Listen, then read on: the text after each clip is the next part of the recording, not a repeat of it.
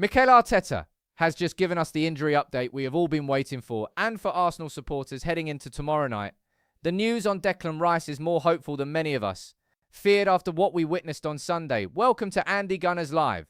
I am Andrew.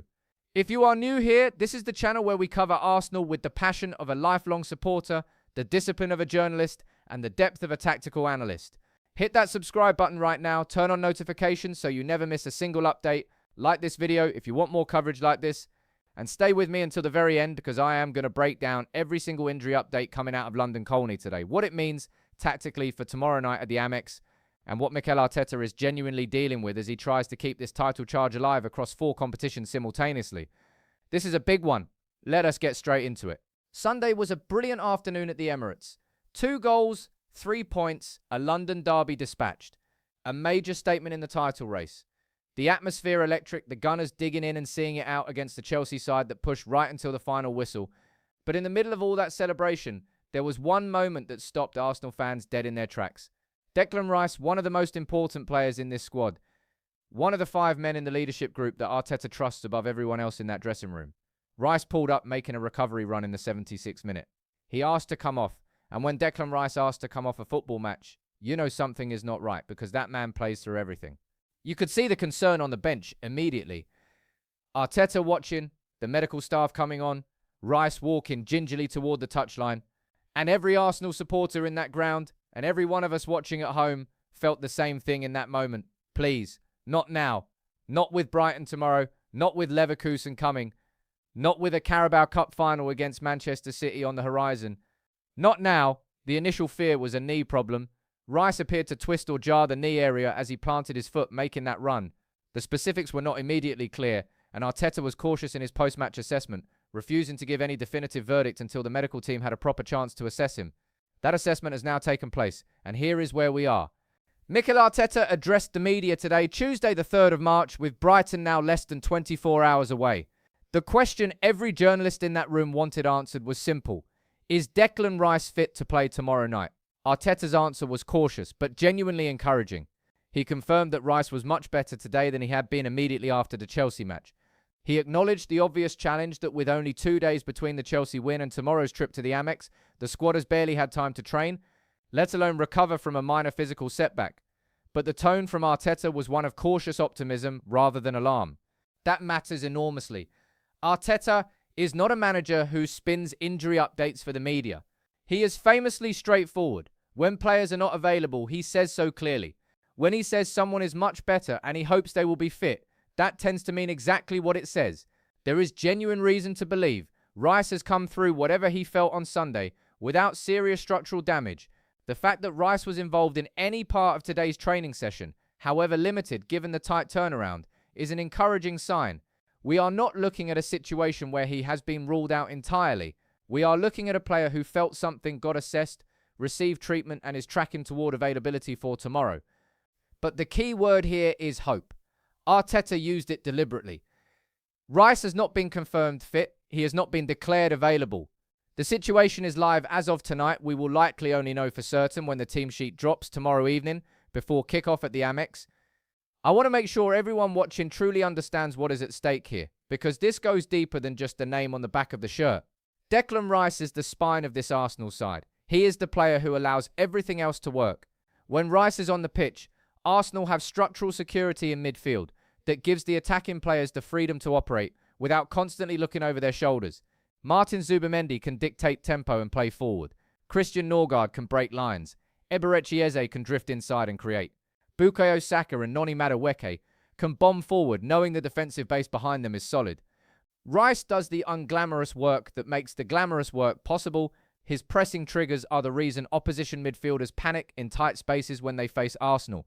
His recovery runs, ironic given what happened on Sunday, are the reason Arsenal can play such a high defensive line without getting consistently exposed in behind. His ability to win second balls, to intercept, to screen, to carry when needed, and recycle when not. These are qualities that nobody else in the current Arsenal squad replicates at the same level. And here is the brutal tactical context heading into tomorrow. The man who could most naturally provide midfield cover in Rice's absence is Mikel Merino. But Merino is not available. Merino is not even close to available. Merino underwent surgery on a serious foot injury in February following a blow sustained in the home defeat to Manchester United at the end of January. Arteta has spoken about that recovery in terms of months, whether 3, 4 or 5. Merino is targeting a return before the end of the season, potentially with one eye on the World Cup as well. He is not walking through any door tomorrow night. So if Rice cannot go, Arteta faces a genuine selection dilemma.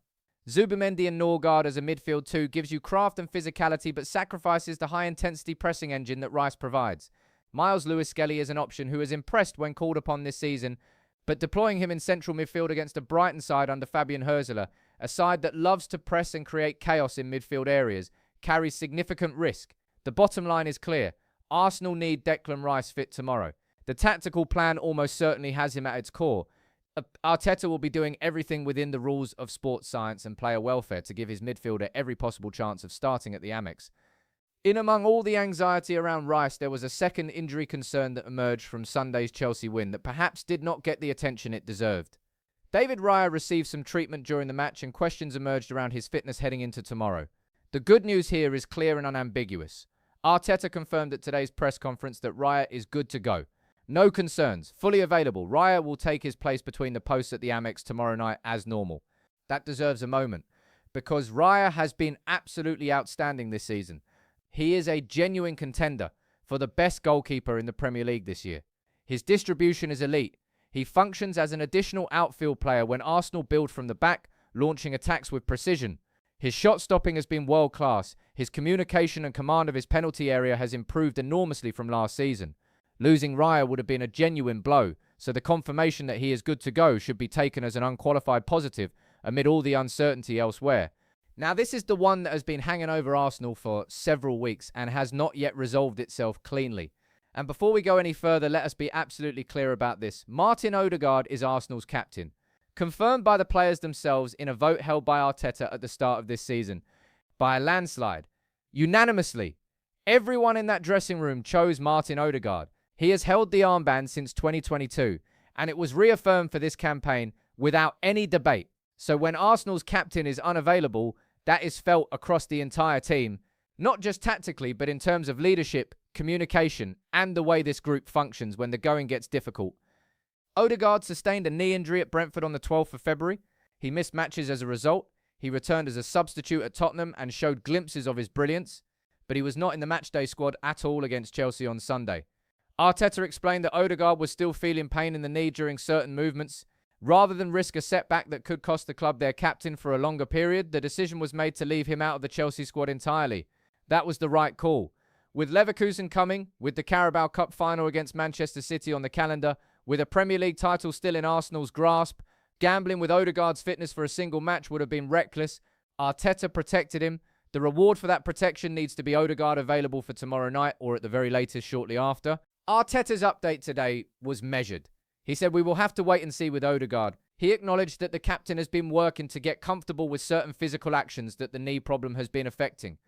The fact that Arteta did not rule him out entirely for tomorrow suggests a possibility remains, but he did not confirm him as available either. My honest read, based on the pattern of the last few weeks, is that tomorrow might still come too soon for Ødegaard to start from the beginning. If Arteta feels he can manage him carefully as a substitute option, giving the captain some game time without the full physical load of 90 minutes, that could be the outcome. A fit Ødegaard on the pitch, even for 30 or 40 minutes, changes games. But risking him as a starter when the knee is not yet fully right would be a gamble Arteta is unlikely to take. Without Ødegaard in the starting 11 from the off, someone else has to provide that creative spark in the central attacking zone. Eberechi Eze has the quality to operate in that pocket. Kai Havertz can drift into those spaces when given the license. Leandro Trossard has played the hybrid false 9 and 10 role before and done it brilliantly. Arteta has options, but none of them are Ødegaard. None of them thread passes through the eye of a needle the way our captain does when he is fully fit and in form. Now here is something that gave me a genuine lift at today's press conference. Kai Havertz is getting closer.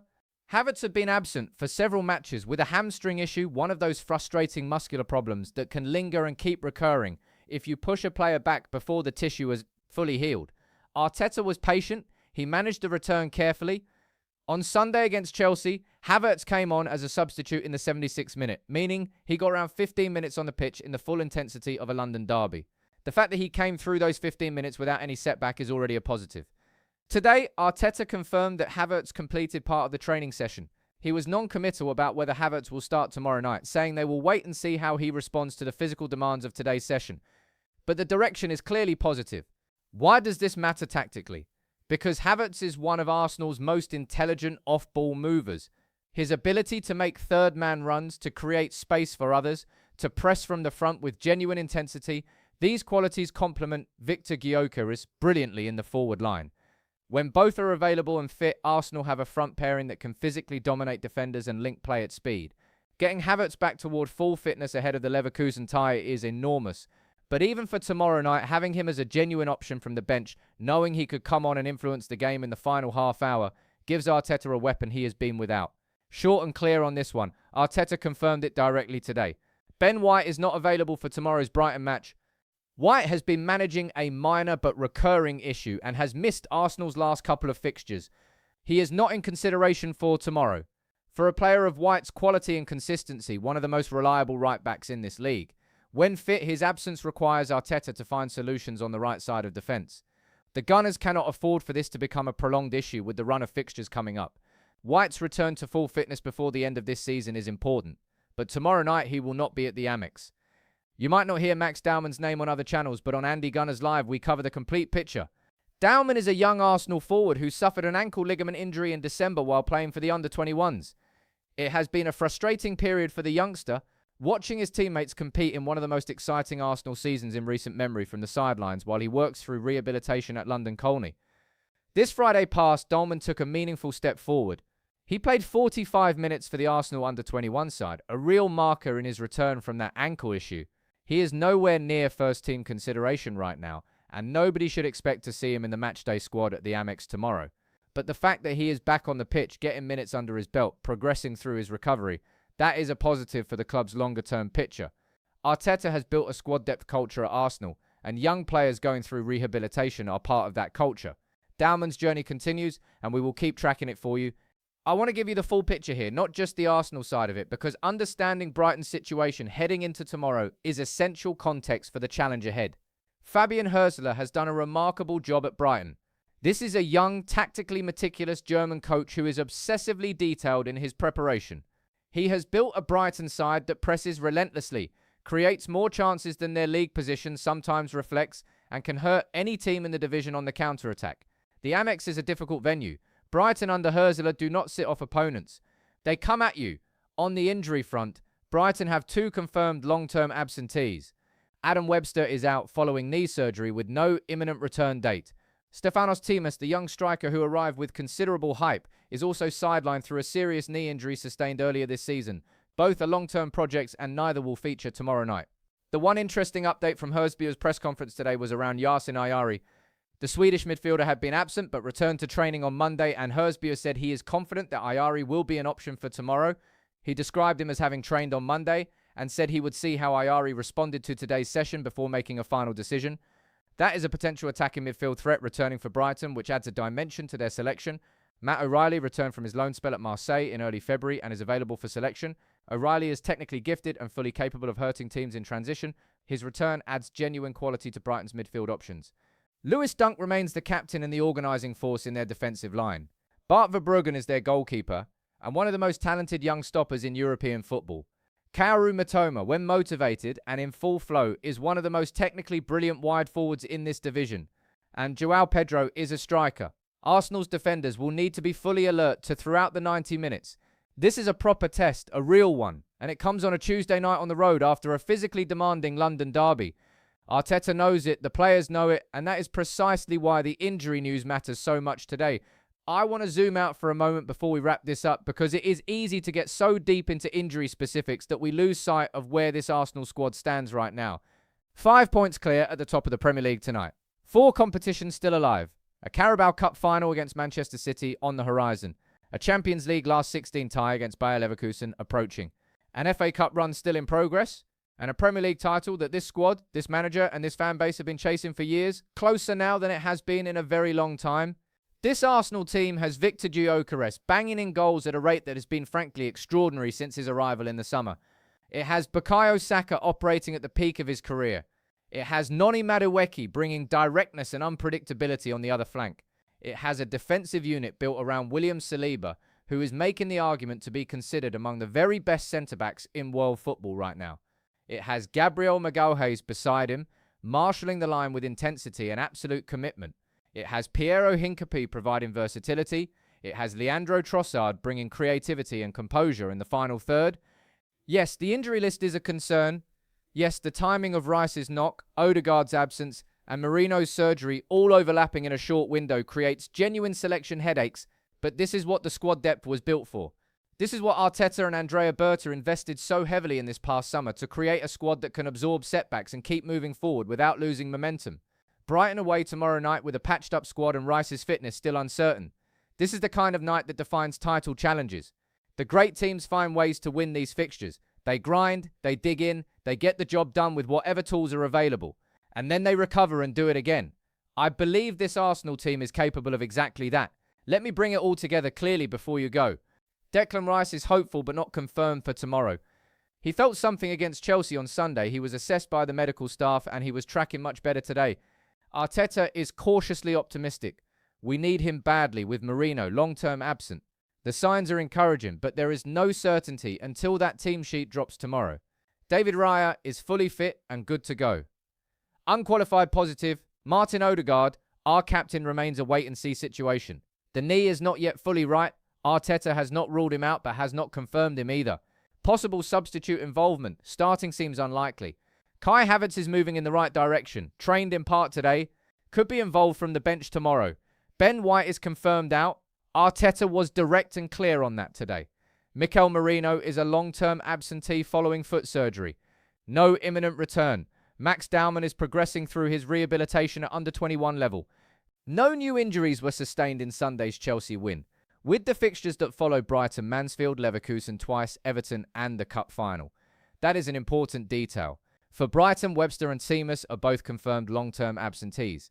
Ayari is a possible return pending Herzl's assessment of today's training. Tomorrow night at the Amex is a genuine test of this Arsenal side. But I am not worried. I have watched this team all season. I have seen how they respond when things are not straightforward. I have seen what Arteta does when he needs to find solutions with imperfect conditions. This is Arsenal in 2026. 5 points clear, 4 trophies in sight, and a squad with the quality and depth to handle whatever tomorrow throws at them. I am Andrew. This is Andy Gunners Live. Hit the like button right now if you found this breakdown valuable. Subscribe if you are not already here. Turn on notifications and you will never miss a single update. Drop your thoughts in the comments below. Do you think Rice starts tomorrow? Where does Arteta set up without Ødegaard from the beginning? I read every comment and this channel grows because of this community. Stay with Arsenal. Stay with Andy Gunners Live. Up the Gunners.